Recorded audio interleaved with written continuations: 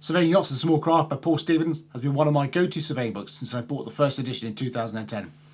It gives a hands-on insider's guide to surveying second-hand fibreglass yachts and is a really great read for boat buyers, boat owners, boat brokers and especially marine surveyors. If you want to learn more about identifying common defects on FRP yachts and how to write up your observations, then this is a great book for you. Hello, I'm David Pestridge of White Hat Marine Surveying, located in the beautiful county of Devon in the United Kingdom. My mission is to help people understand boats better. The book I'm looking at today is Surveying Yachts and Small Craft by Paul Stevens. It's a 208-page full-colour paperback written by a time-served small craft surveyor and serial boat owner. Paul has been an active sailor, surveyor and surveying instructor for many years and brings his wealth of experience and photographs together in this book. As he puts it himself, this is essentially a highly illustrated doing book that grew out of the practical yacht and small craft survey courses I run. Along with reviewing this fabulous book, I've got a really useful resource to share with you, which contains several other essential recommendations for your nautical library. I'll signpost you to that later on. Right then, let's get down to business. The book was first published in 2010 and is still available in its first edition. And the book is structured around four main themes: getting equipped and ready to survey, FRP hull construction and common defects, survey routines, and report writing. And the author's extensive use of colour photographs throughout the book to illustrate defects is a huge help in learning what to look for. For many new surveyors with limited experience of working on older boats, an early challenge is to get proficient at identifying the difference between an item that looks used to one that is used up. Often the difference is quite subtle, and recognising which is which comes with time spent looking at boats.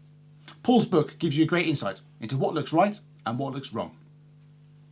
Paul starts by posing the fundamental question which every small craft surveyor should consider: to what standard are we surveying? And the answer is, of course, that depends. It depends on what the vessel is, how old it is, and how and where the vessel is used. Now, Paul doesn't seek to answer this question fully, but merely poses the challenge that for those vessels that do not have to adhere to any mandatory standard, how do we assess their condition and equipment? He goes on to list some of the tools you will probably need to undertake a condition survey.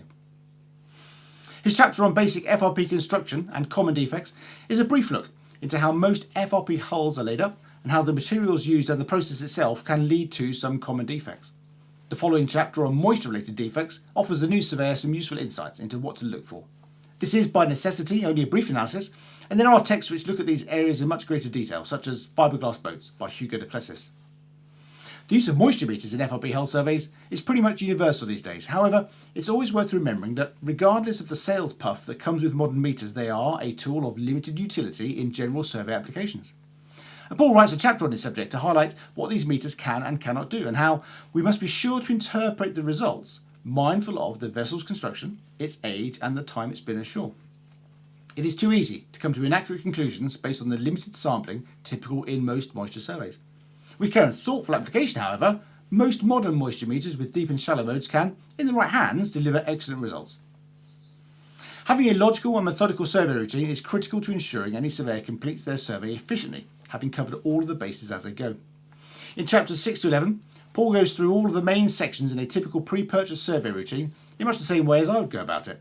Go about the hull first, then do the stern gear and skin fittings, move up onto deck for ground tackle and deck fittings, do the rig and sails, and then go inside for the hull interior, engine, domestic and safety systems.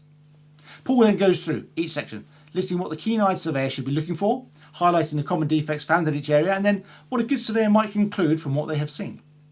This is the essence of an effective survey, making detailed observations which are then processed by an investigative mindset. It is the bedrock of any successful surveying career. In the section on report writing, Paul explores what makes an effective report and lists his four fundamental report writing principles as follows. Number 1, never confuse fact and opinion. Paul considers this to be the golden rule and goes on to say, think carefully about every statement in this respect and describe the limitations of any test or sampling used. Number 2, when a conclusion is drawn in a report as the result of limited sampling, that sampling must be fully defined in the report, and it must be made quite clear that the conclusion is based on limited sampling. Number 3, areas that could not be accessed for any reason must be defined. PI insurers will normally insist that a general limitation is included in your reports, but you should go further than this in important areas and state it again.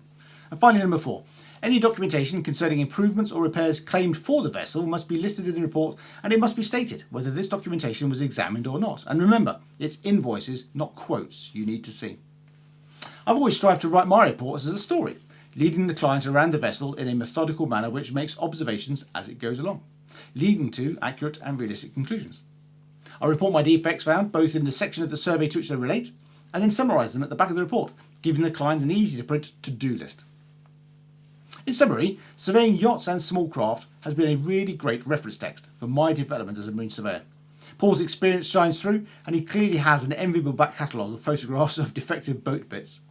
I often pick the book up to reread sections as a form of ongoing CPD. There are a few things that I would advise differently to Paul for a new marine surveyor though. The most important of these is always write your reports in the past tense.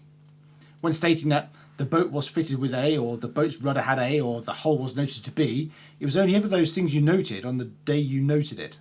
This wasn't pointed out to me until I've been surveying for 5 years. It seems obvious once you grasp the concept, but I believe it's an important part of effective and accurate report writing. My other key recommendation is for you to grade your findings according to the severity of the defect, the urgency with which it should be rectified, and its likely impact on the insurability of the vessel. To give you an idea of what this might look like, these are the gradings I'm currently using. You'll note I only make a suggestion as to the insurability of the vessel rather than a statement. It is, after all, the underwriter's decision and not mine. Like most marine surveyors, I've acquired a bookcase full of various texts relating to the marine surveying trade and maritime industry as a whole since I started in 2008. Some of these are now out of print and some aren't worth recommending, but there are some really excellent books about marine surveying and boat design, boat building and boat maintenance that I do recommend. And several of these have helped me develop my skills as a marine surveyor. I'll be reviewing some of the classics, such as Marine Diesel Engines by Nigel Corder and some of the books by Ian Nicholson in future book reviews. But to help you decide which book to buy next, I've put together an essential reading list on kit.co, along with some other kit lists to help you get equipped and ready for surveying. All of the books and tools I've listed are all things that I have read, used and I do recommend. They're all available on Amazon, and the links I've included will take you to the Amazon store of your region.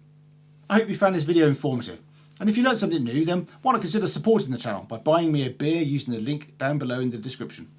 Thanks for watching, I'll see you all next time.